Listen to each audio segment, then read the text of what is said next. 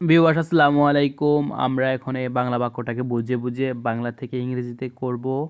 আশা করি যদি ভিডিওটা পুরোপুরি দেখেন তাহলে আপনারা বুঝতে পারবেন। আর এটা কিন্তু যারা স্পোকেন ইংলিশ শিখতেছেন বা শিখতে চাইতেছেন তাদের জন্য কিন্তু খুবই গুরুত্বপূর্ণ। তো আমি ভেঙে ভেঙে আপনাদেরকে বলার চেষ্টা করব। আমি একটি মোটরসাইকেল কিনবো।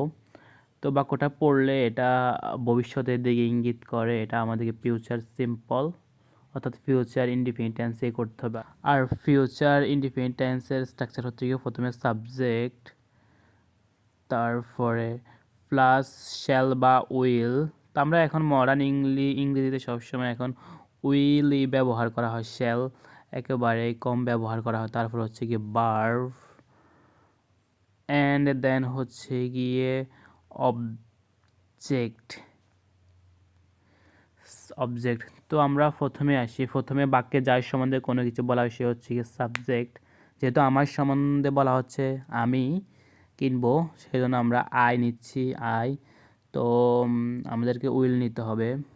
ফিউচারের ক্ষেত্রে সবসময় আপনারা মনে রাখবেন উইল হবে, আই উইল। তারপর হচ্ছে গিয়ে মেইন ভার্ব নিতে হবে। মেইন ভার্ব সচরাচর বাংলা বাক্যের শেষে থাকে। কিনবো, তো কিনে নিয়ে যে আমরা লিখতে পারি কি, buy, be. I will buy, কি কিনবো, মোটর সাইকেল। যেহেতু একটি রয়েছে সেজন্য আমরা নিচ্ছি, তারপরে মোটর সাইকেল লিখবো এখন।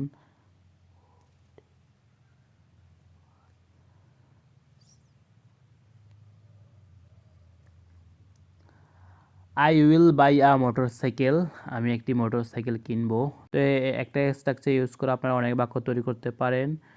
ভিডিওটা কেমন হয়েছে কমেন্ট করে জানাবেন। আর যদি কোথাও না বুঝে থাকেন তাও কমেন্ট করে জানাবেন। ধন্যবাদ। আসসালামু আলাইকুম।